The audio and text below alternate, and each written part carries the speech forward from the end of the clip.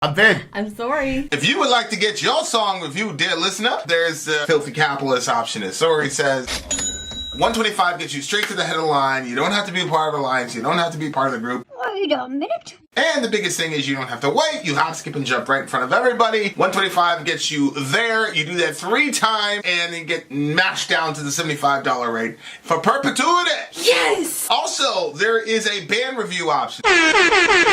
So if you've got a band and you're trying to get your band some exposure, hit me up at villageXchange@gmail.com and I'll show you the details about how to pull that off. You can also jump on Patreon, and there is a option on the tiers to be able to get your band reviewed. Obviously, we can't lie to you, so we can't guarantee a positive review.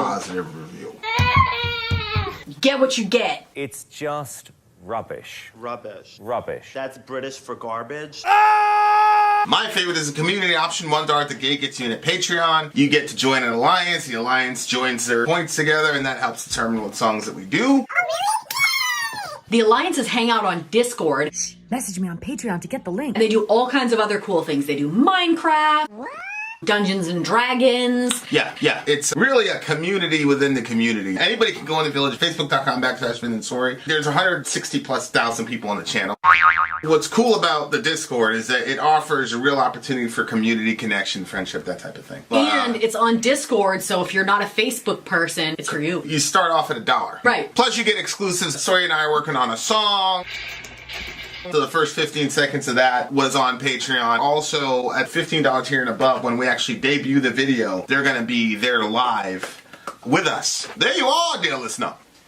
Buy our merch. Hello. And the child shall lead them to buy our merch. Okay, this is going to be a non-controversial song. This is the band Against Me. The name of the song is Black Me Out for the big homie River. Shout out to River!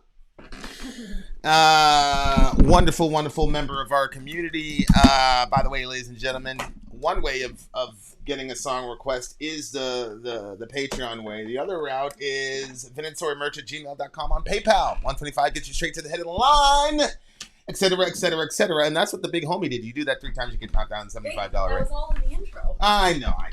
But somebody asked me about it, and I'm like, didn't you watch the intro? Sometimes people tune out of the intro. So I was like, By the way, the audio is not in there. Okay. All right. I was going to say Joy. Against Me is the name of the band. And the name of the song is Black Me Out. So once I can find it, there it is. I downloaded it 3 times apparently. And now it is time. Black Me Out, Against Me. Let's go.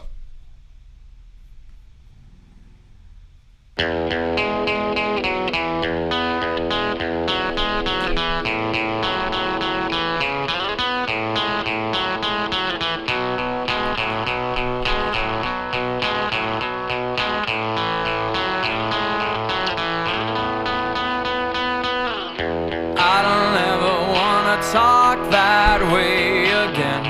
I don't wanna know people like that anymore.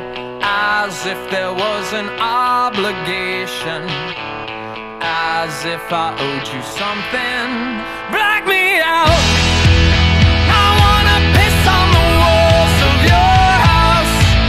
I wanna chop those brass rings off your fat fucking fingers. Black me out.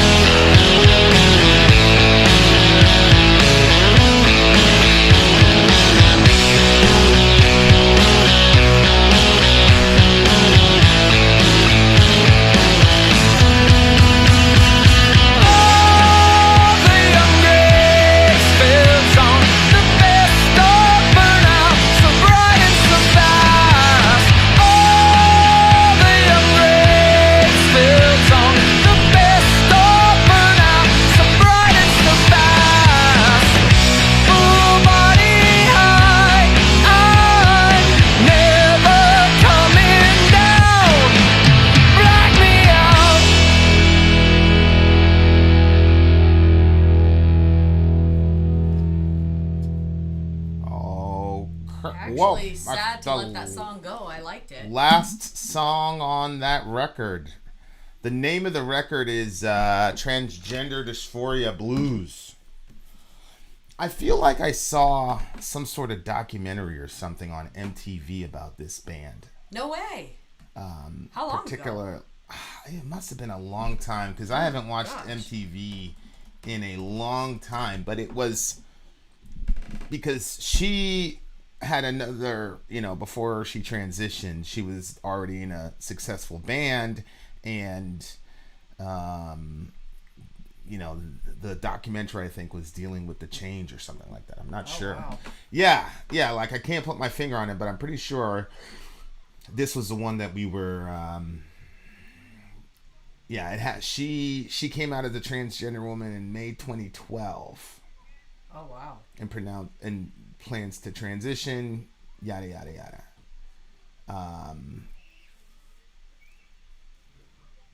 So I think it's the same person. I'm not sure, but the name of the record is Transgender Dysphoria Blues, and then it. I think it's chronicling everything that she went through. Let me see, what year did this record come out? 2014. Yeah. And the transition happened around that time. Yeah. So there you go. So Black Me Out lyrically, what do you think's going on there? Oh, I think that, it's, she was coming out of a community where she was hidden, and she was not being herself. She hadn't come out, I guess you could say. And she's saying that she doesn't want to go back to that ever again. As if, but it's funny because as the song was going on, like I was, kind of understanding where she was coming from, but at the same time, I also felt like there's been a lot of people from the, the Christian religion who have felt that way when they kind of, if it was a controlling environment that was not following like the Bible, then I think people would, I felt that way before. I've really, really felt that way in the last. I mean, I am amazed at how much this channel has changed me and simultaneously solidified me. So like, yeah, I can like I am way more. I don't even know how you can be this way, but I'm way more convinced of my Christian faith now after being adopted into the atheist community than I was before. But at the same time, when I'm around my atheist, trans, LGBT, and I'll even throw in autistic friends now, I'm like, man, I would. I'm so happy. We've said this a million times. Like, I'm so happy I'm not part of that subculture. Like, sometimes when I see the stuff that they post, this sort of reformed neo-Calvinist, like, we're going to say the most offensive and hurtful things possible. And the more hurt and offended somebody is, the better I feel. I was just looking at one of these people, and they, it was an open letter of an apology to the LGBT community. And then when you look, it was your favorite guy, the one that mocks that guy. And like, it was just like, I'm sorry. Basically, it was, I'm sorry that people were kind to you because you're going to hell and you should know it. Basically, it was, and it's like, I'm like, I don't, we never liked that guy. We've had interactions with the guy and everything, and Sori never liked him even before we started the channel, but she really, really dislikes him now. But like, it's just like, wow, dude, like, I don't know, 5 years ago, I probably would have retweeted it. 2 years ago, 3 years ago, probably not. But 5 years ago, I don't know. I mean, I was never against like LGBT people, but I'm not certain that I would not have retweeted that. I'm not sure. I'm not sure. But my point is like, I don't think so, because remember back then there was like when there was like that big vote, and then Christians were stopping all over the place, and I stopped to sign the document. I got a knock on the door at 9 o'clock. Really? I got a knock on the door at 9 o'clock at night, and I thought that it was this dad with his two boys, and I was certain that they were going to tell me the gospel. So I was like, oh wow, door-to-door preacher. I thought that was out of style. And then the kid puts up this petition to block gay marriage in Maine, and I was like, I mean, how do you know I'm not gay? You're going to tell me the gospel? Is there anything about the gospel you want to tell me? Or you just want to tell me that you don't want gay people to be married? So that happened almost a decade ago. Well, it was over a decade ago. I agree on that respect, but I'm just saying that internet subculture where it's like we're gonna say the worst, most painful thing, and if you're hurt by it, you're triggered. Ha ha ha ha ha. I'm so happy I'm out of that community. Oh yeah, I'm so happy. And the minute you're on the outside looking at these guys are fucking. These are sick. Some of this stuff is sick because now I'm saying it now because we all know now that trans kids and LGBT kids are, whatever the causes are, suicidal ideation is a massive comorbidity to their community. It's just a fact. And I don't have empirical data that demonstrates exactly why. I have suspicions. One major suspicion would be the way that the parents and whatever treat the kids, obviously. And another one would be that, look, and this is where it's going to get controversial for, I don't know, the first 3 iterations of the DSM. The entire thing was put down as mental illness or a mental disorder or whatever that was causing suffering to the person there. And I'm sorry, but none of this shit is simple. Everybody wants to make this simple. The guys, the right wingers, the crazy, religious people, they want to make this in, you can't wear a woman's clothes, blah, blah, blah. And of course, there was that brilliant takedown. I forgot the lady's name where she talked about how men were wearing makeup and high heels and stuff, actually they were going after women for wearing high heels because they were trying to be like men and blah, blah, blah, which we're going to get into in a second. So they're trying to make it this simple thing. Well, girls wear what girls wear, and never the two shall meet, and blah. And of course, a kilt isn't a skirt; it's a kilt. But then on the other side, you got folks on the other side acting as, oh yeah, they're just trans, and they're there was that thing on 60 Minutes where you had these trans kids who, one girl had tot surgery. That's when you literally cut off your breasts. So that you can project more masculine. And then a year later, she was like, holy shit, what did I do? Yeah. Well, I think she had gotten into it because she was online, and teenagers already kind of hit a point where they're like, who am I? What am I doing? Is my truth my truth? Is it my parents' truth? Like that sort of stuff. And she had hit that point, I think, and then it seems that she started going online and searching in different forums, and then she found a transgender forum, and she was talking to people on there, and it was kind of like, well, hey, maybe this is my thing, And like you said, in high school, there was like one year where all the girls became lesbians. Like it was, they were all. Man, it was a glorious year. They weren't lesbians; they were bi. It was a glorious year for my unsanctified self. But yeah. We all know this. Kids are susceptible to, all types of. And there's a reason the drinking age is 21. Like, it's mind-boggling to me. These people are like advocating for life-altering surgery for minors, but we all understand that they can't drink, they can't have sex, they can't consent to these, but they can consent to having like they're like, I'm sorry, that's crazy. That's crazy. If you're gonna do that, then you got to lower the drinking age and all the rest of it because it makes no logical sense. Now, our laws, to some degree, don't make logical sense because at 18, you can go kill and die for your country, but you can't have a drink. Dumb. Right? Like, dumb. But the fact of the matter is, statistically, really, here's the math. The less people are drinking, the less motor vehicle accidents you have. So there's still logic to it. But my point is, both sides are trying to make this into this simplistic thing that is an easy answer, and I'm sorry, you're wrong. There are lots of kids and adults. There's a Johns Hopkins study on this too, where even after affirming surgery, they still had the suicidal ideation, and some of these guys died. And what gets me is that there's some, not all, because there's some very, very thoughtful. I know some of them.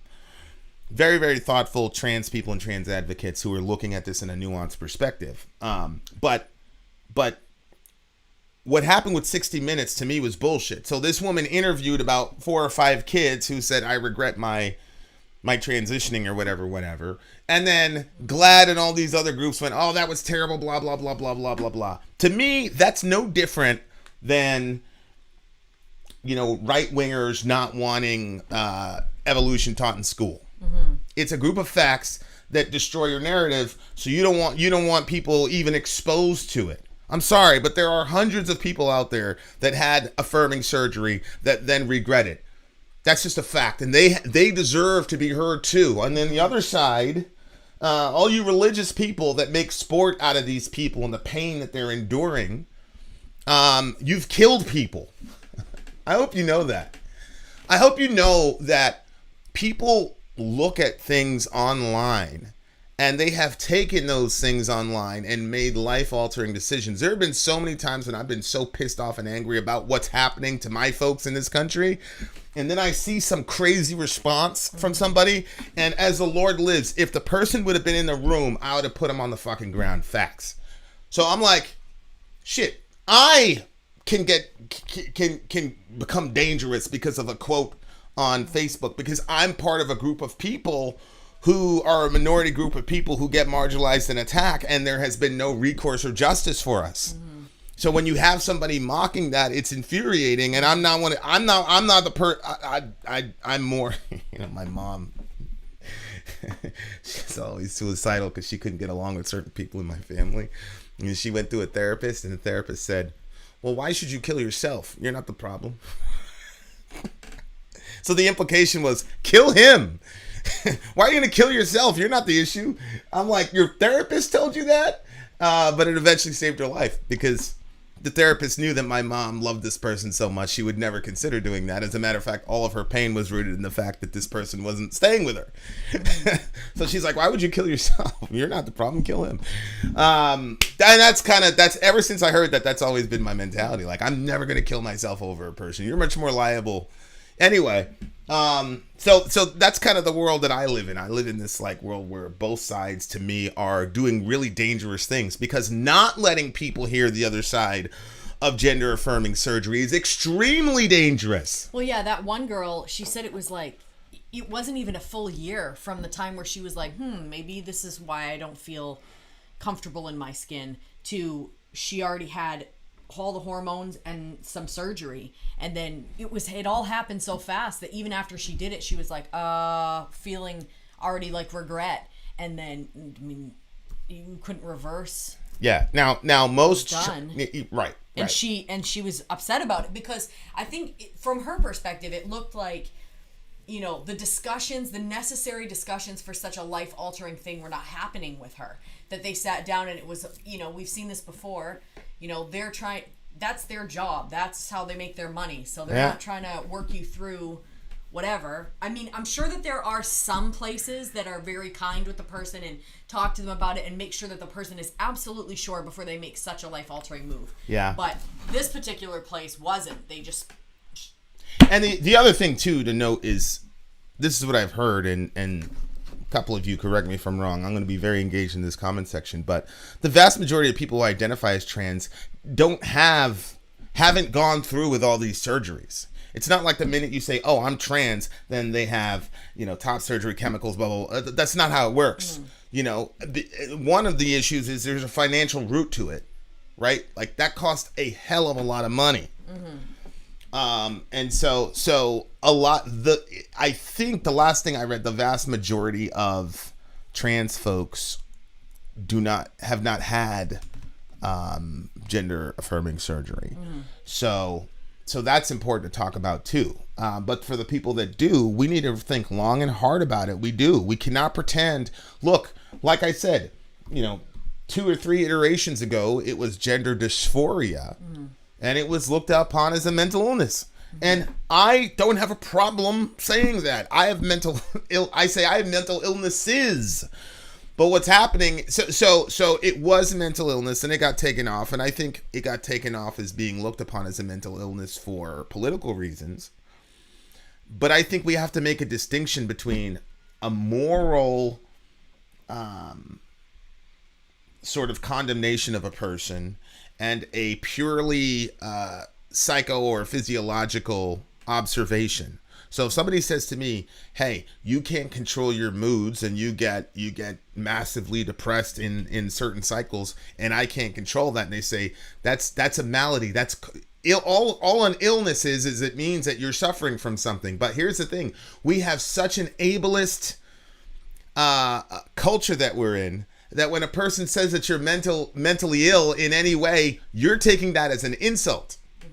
Because we're ableist. We believe that unless you're like a perfect specimen of a Homo sapien, then it's derogatory to you. Well, I mean, when you live in a world that has, like, a lot of people believe in evolution and that, you know, the fittest should survive, then yeah, you can see why somebody wouldn't want to admit to any sort of... Yeah, but even prior to Darwinism taking into effect, you know, when people had religious presuppositions, look how we treated the mentally ill. Mm-hmm. That was, you can't blame Darwinism for that. You can blame Christianity for most of that, because it was mostly Christians doing that to people. Mm-hmm. Now, granted, there were Christians, doctors and scientists or whatever, but in my mind, you'd have a better experience as a mentally ill person in certain atheist contexts than you would in certain Christian contexts.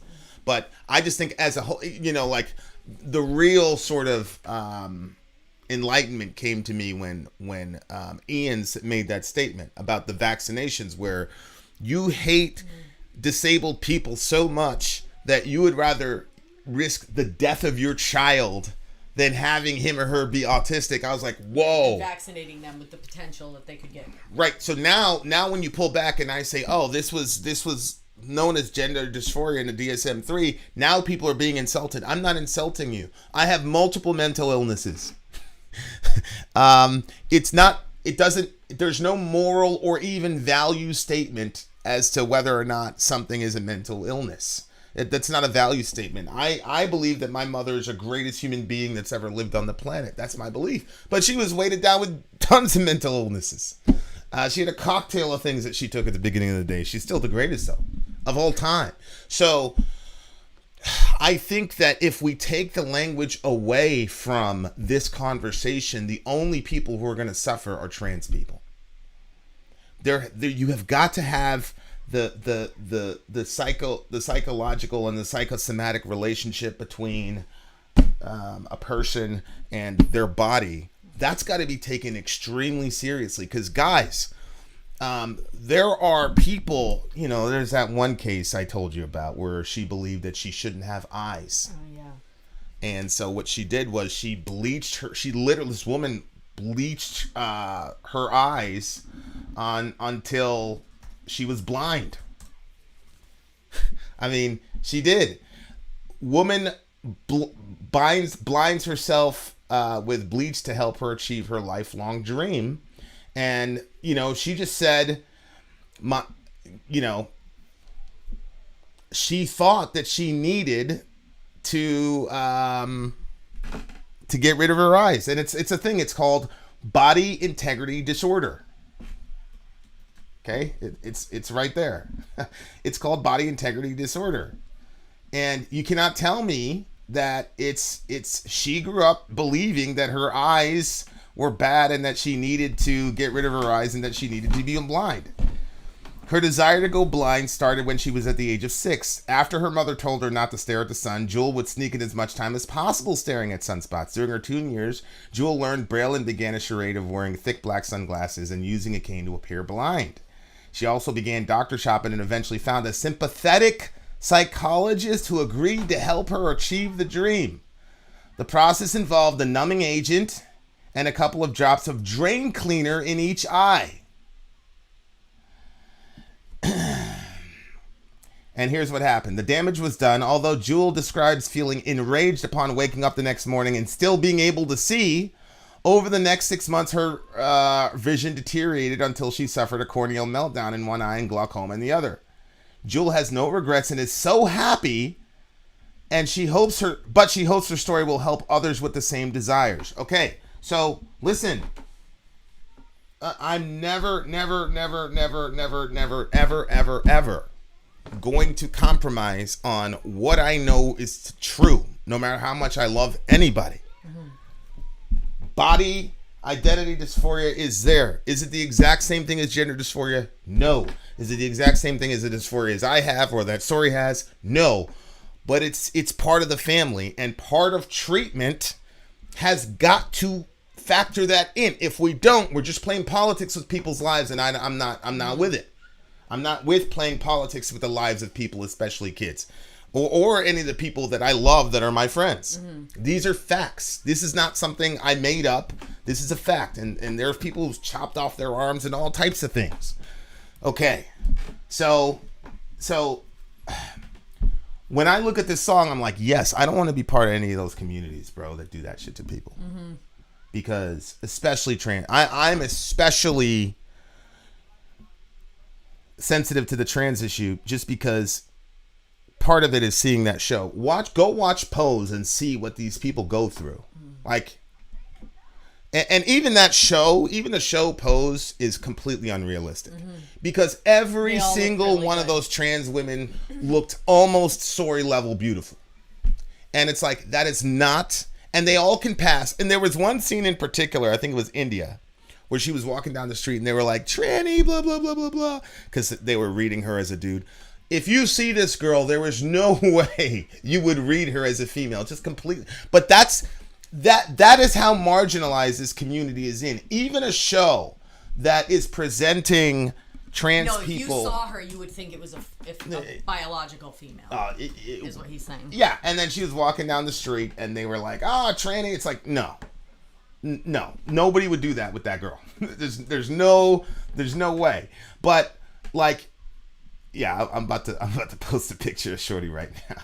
That's why I said, like, these people are like Sori level beautiful, almost. So I'm sorry, but that is not the lived experience of most trans people. I would venture to say, if it was, we would have far less trans suicides, right? Because if they all look like that, there'd be no issue. I mean, shoot, you'd have a lot less female suicides if most women could pull off this look, right? I mean, right there. Okay, this is one of the stars of the show, and yeah, beautiful, love it, great actress, but that's not the lived. The way these women look on the show is not the lived experience of most trans people. It's just not, especially in the 80s when none of these people have any money. No, that's not how it was. But the show is still beneficial because it really shows you, even in the LGBT community, lesbian, gays, and bisexuals, even in that community, they still had to gain acceptance. You know, there was one episode where this girl just kept getting kicked out of the bar. And it was a gay bar, and they kept kicking her out. We don't want you here, blah, blah, blah. You're a freak, blah, blah, blah. So I love the show because it really gives you, if you really, truly want to know what it was like for these folks in the beginning or in the 80s, because the 80s was not the beginning for those folks. They've been around since the ancient world, and I'm going to show you that in a second. But, like, it's a great show, but, you know, unless you're an evil person from the ninth dimension, you're going to cry at least 5 or 6 times in that show because you just can't help but fall in love with these people. Yeah. And the fact of the matter is, you know that it's not just a show. People lived and died through that shit. And so that's another, I mean, aside from hearing the stories of the trans people that, you know, we've been blessed to, you know, they gave us a chance, you know, hearing those stories, it makes you feel protective. But on the other hand, just watching it, because it was basically set in the late 80s, early 90s, the AIDS epidemic and everything. And that's a moment in time when, like, it's crazy too, because the Billy Porter character is constantly saying they want this to happen to us. They want to eliminate our kind. And that was just such a powerful thing to be part of a community that's being completely destroyed. And literally you feel, because they didn't have, you know, I put something up about Palestinians, like, listen, Palestinians, you guys aren't alone. There's a whole bunch of American Christians who support you, blah, blah, blah. With the smoke? Yeah. Yeah. But you didn't have that in the 80s. So no. All you knew of the world was what you saw on TV and what the idiot said to you when you were crossing the street.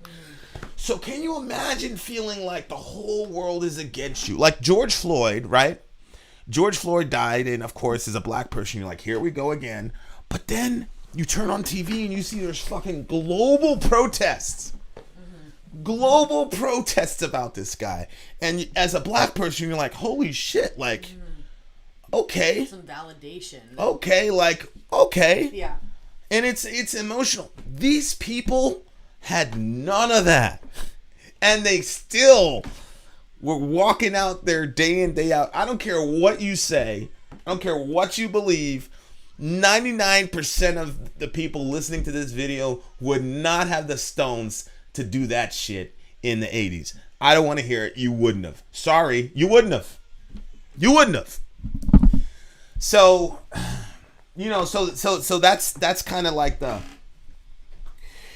watching that show has been really been mind-boggling. And it's one of, you know, we've got a trans kid in our neighborhood, and we also have a homophobic kid in our house. He's so weird, huh?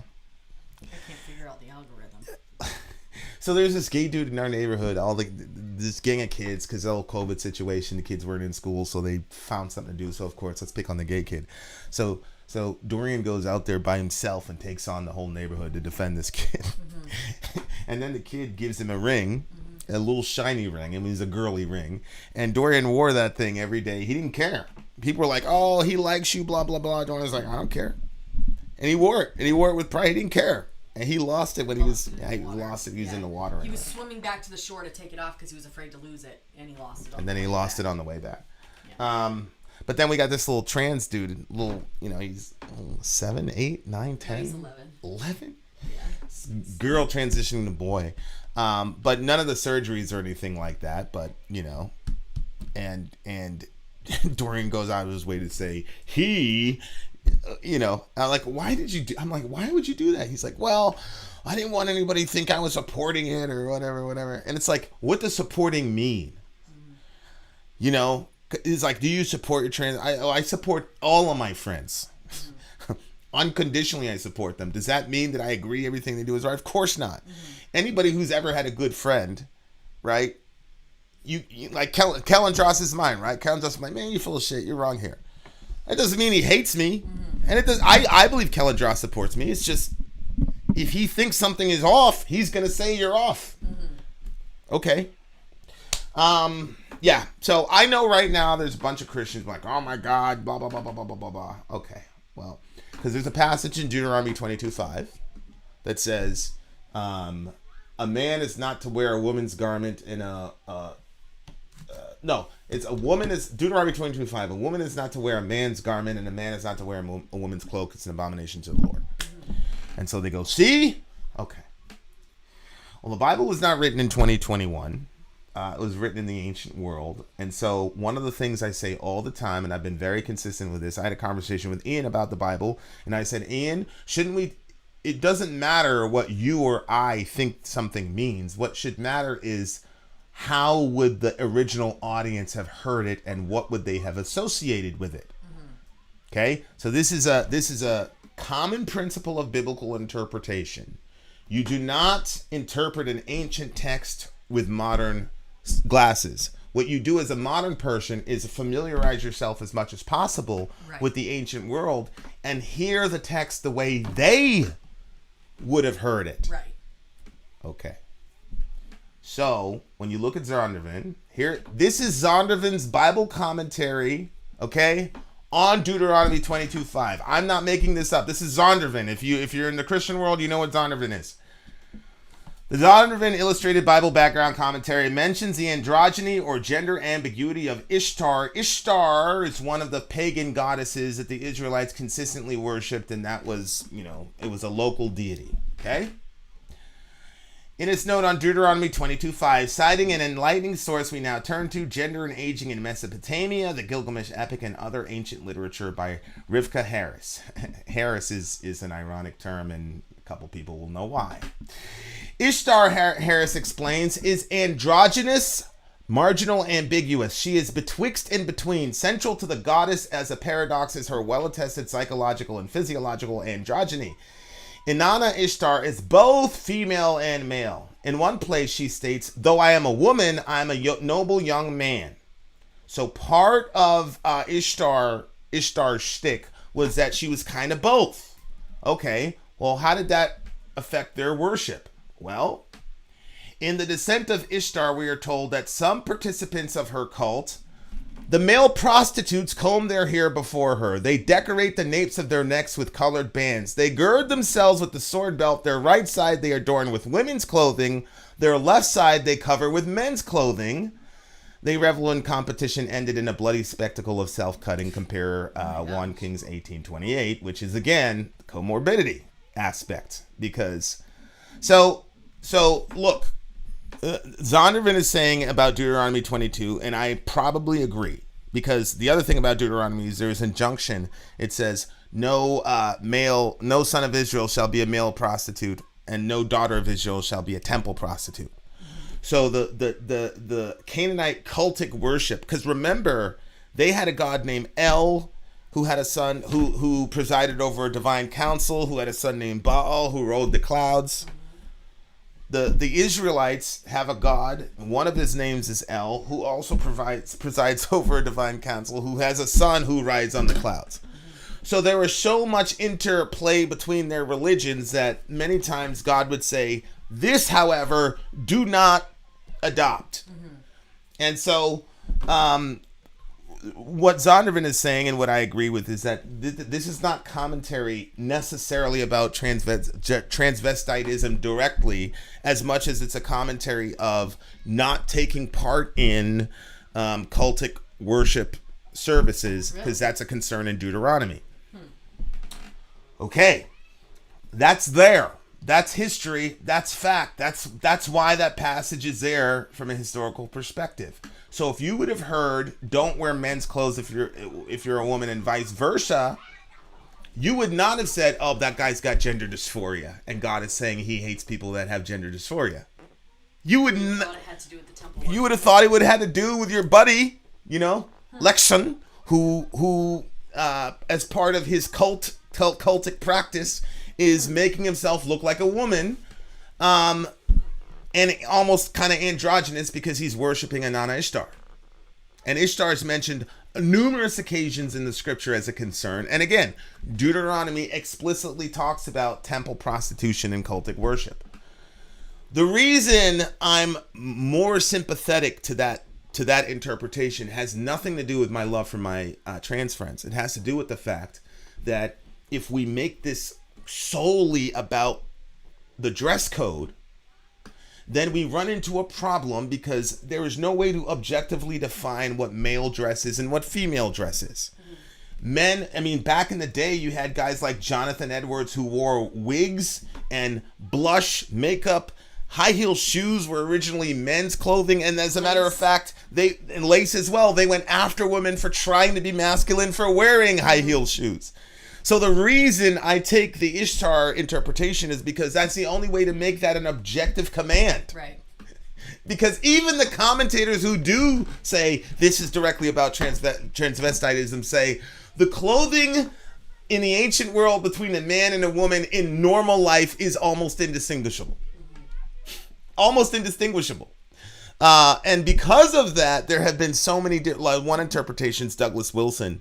The word that's used for garment is most of the time used for warfare.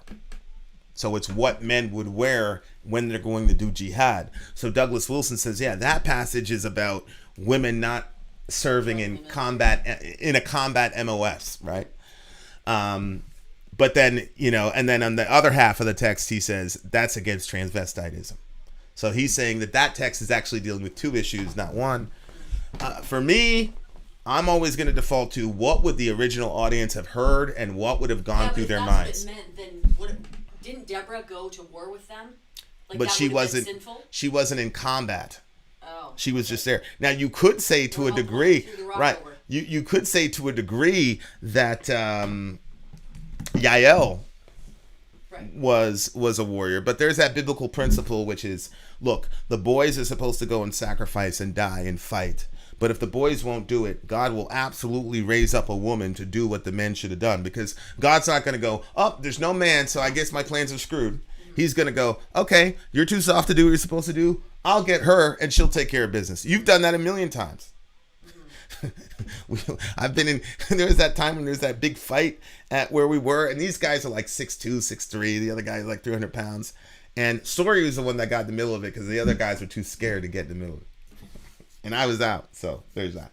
So I'm not really even sure why people get scared to get in the middle of a fight. Like, how often does that? It's not like that you're dealing with cats. You know what I mean? Like, if it's animals and you get in the middle, well, they're gonna turn on you. But it's human beings. Like, well, the problem is pretty mixed up to say, you know what, you're trying to bring peace in this situation, but I'm gonna go after you. Like, it's just weird. I stopped multiple fights. I stopped that one down there, and then there was another one where there was two guys all getting all bloody in the park. Sori doesn't understand the dynamics. The dudes are they're going to be much more likely to listen to you than they would to me, because if a pretty girl says something, I'm more likely to listen as a guy than not. I mean, you know that. You talked about the story where you broke out with the allergic reaction. They wouldn't even serve you in a store. Yeah, but so it's not a mystery. I think if it's between you and me, I think they'd listen to you just as well. Well, if it's me, well, it depends. If they know me, yeah. People that know me, yeah, they're probably gonna listen to me. But if it's just me and you cold, like I understand why those guys were scared to do that. Guys are going to engage a female and a pretty female a lot differently than they would engage them. But either way, it's still your duty. They still should have went up and you did think what... they would have turned and hit them? What do you mean? Oh, that's happened it's happened to me a bunch of times. They've turned and hit you? I've caught a bunch of at the park. Really? Not because they're coming after me, but they're so mad, and they're not going to stop because of me.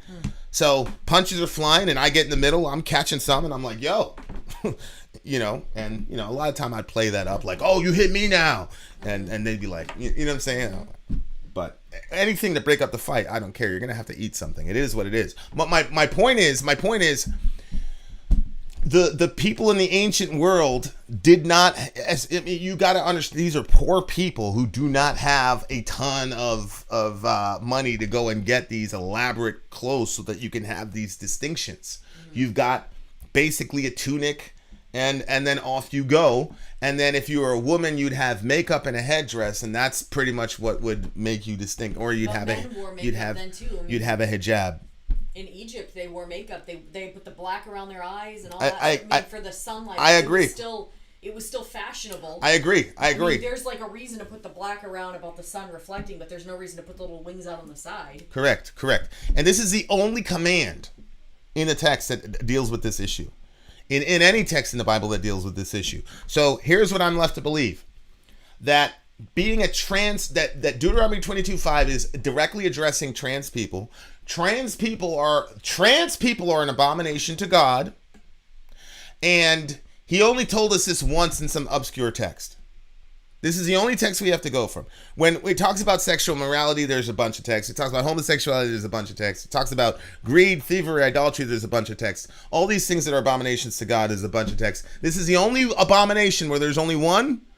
Well, if you make the point of Deuteronomy 22:5 transvestitism, then you've got that problem. But if the issue is idolatry and participation in cultic worship and turning the created order on its head, then that falls in line with everything else in Deuteronomy. That's why I'm taking that position. I'm not taking it because it's convenient. I'm taking it because it's the only way to objectively measure anything. Because what pertains to a man or a woman changes by time and region exponentially. And again, I mean, look, man, all these guys, all these dudes wearing makeup and wigs. I mean, this is happening in the church, you know? Mm-hmm. The famous picture of Jonathan Edwards that everybody has. It's him in a wig. It's literally him in a wig and makeup. Yeah, there. Mm-hmm. And he's got the makeup and everything. And for those of you who don't know, Jonathan Edwards is like the literally almost the God of the conservative. Sinners in the hands of an angry God. The God you defy abhors you. That type of preaching. That was Jonathan Edwards, and he preached every Sunday in a wig and makeup and high heel shoes every Sunday. So weird. Okay, so if you want to make Deuteronomy 22 about clothing, good luck. In my opinion, if you make Deuteronomy 22 about clothing, you're gonna be in a lot of trouble exegetically. I mean, here we go. This is the guy. There he is. You see the blush? There's a little blush, lipstick. and he's fabulous as hell, bro. He probably had his slave do that. Jonathan Edwards probably had his slave put on his makeup and his other slave do his wig when he went out to preach, and then he had his wife tie his high heel shoes when he went up in the minbar or the pulpit to go preach. And you want to use Deuteronomy 22:5 to condemn our trans friends? No, I don't think so. I think Deuteronomy 22:5 is about taking part in cultic practices. That's what I think. Now, there's an argument to make that says, okay, well, what is it about this demon that makes her both male and female? She's trying to overthrow the created order. I agree with you. But again, the transvestitism isn't the problem in that text. The problem in that text is idolatry. That's the problem. Now, if my trans friends are being trans or whatever because they want to represent Ishtar and Inanna, then I'll say, yeah, Deuteronomy 22:5 is against you. You shouldn't represent Ishtar and Inanna. But what's happening is you've got a group of people that have gender dysphoria, and the scientific community have basically said, do we need to consider this an actual illness if they can live as trans people in a way that doesn't cause them any further harm? That's the arithmetic that was used. Yes, there was politics involved. I agree. I know that for a fact. However, that is a deduction that's being made. Now, the question is, and in my mind, we don't have the research for this yet, and the 60 Minutes thing and the Johns Hopkins thing doesn't give me a lot of solace either. Can we create a society in which a person can do that with their gender and be healthy without any further comorbidities for the rest of their lives? If the answer is yes, then that's a completely different story. But right now, I'm not seeing that data. And I'm open to it, obviously. I'm not seeing that data. Right now, it's there's a hella comorbidities attached to it. Not just suicidal ideation, but self-harm is one. And oddly enough, self-harm was part of the Inanna Ishtar worship. And again, that to me speaks to, a comorbidity issue. Why did you include cutting in your religion? So that's where I'm at with it. So what that means is I love my trans friends. I love the Bible. What God says is true, no matter what. If the entire planet was saying that X is true and God said Y is true, I'm going with God.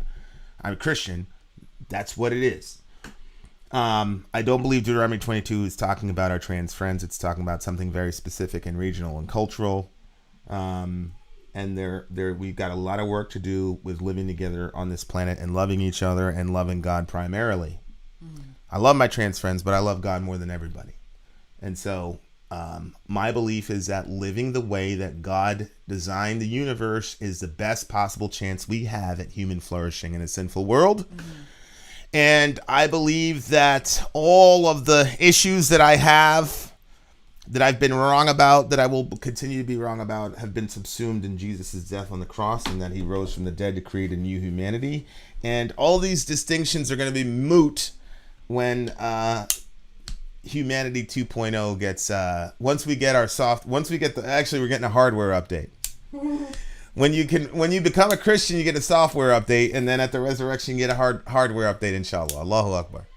And then all of us to some degree have some sort of body dysphoria in the sense of rejecting some aspect of our own bodies, right?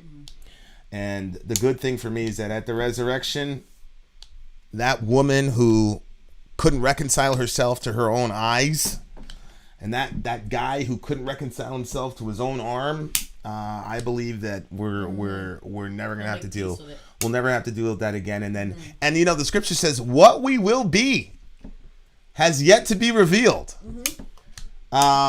And so I think there's going to be a lot of really cool surprises. Look, you need male and female dichotomies and distinctions in this world because our first command is to be fruitful, multiply, fill the earth, and subdue it. And it's still a standing order. But you don't need that in the new world. So I don't know what the new world's going to look like. So you need to be very, very careful about who you say is going to hell automatically. And we need to put some real rigorous, if you're going to send somebody to hell, you better have a rigorous biblical reasoning for it that is without a doubt. So for example, Paul says greed, which is idolatry. And Ezekiel said that God destroyed Sodom and Gomorrah because they were greedy. They were fat. It literally says they were fat. They were full of food, and they didn't care for the poor and needy. And that's why God said he destroyed Sodom and Gomorrah. And then he goes, and they committed an abomination before me. I agree. Their sexuality had something to do with the judgment. But the major factor that pissed God off and sent him over there in the first place was the outcry of injustice because of their economic theory. And the fact that they were not good to the stranger, to the foreigner. So that's explicit and clear in the Bible. There is no explicit and clear, all trans people are going to hell. It's not there. Sorry. It's not there. But I can show you passage after passage in the Old and New Testament that addresses greed and being horrible to the foreigner, etc., etc., etc. So how about we just say all of us suck, all of us need a savior, and there has been one provided for us. How about we do that instead of judging people? The song is a solid 9 for me. It was very, very punkish, and I haven't heard a punk song in quite some time. And if there's 4 people still listening, type 27. I'll be in the comment section. We'll see if we can win you a fabulous free shirt. And don't worry, if you're a girl, there'll be a girl free shirt, and if you're a guy, there'll be a guy-sized free shirt or whatever. Go ahead. 9.8 for me. You really like the song, huh? Mm-hmm. You've been quiet a lot. What's going on with you? Well, there's a lot to think about with it. And that's new information about the scripture's view on it and stuff. And I think it's a complex situation.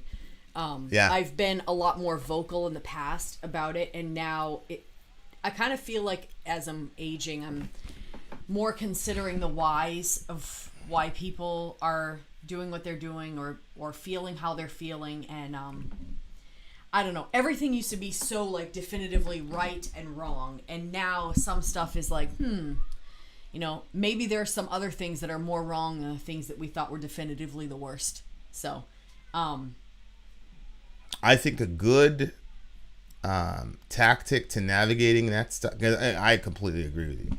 I think a good tactic to navigate that stuff is to major on what the Bible majors on. You know, love neighbor, justice, goodness to the foreigner, that type of thing.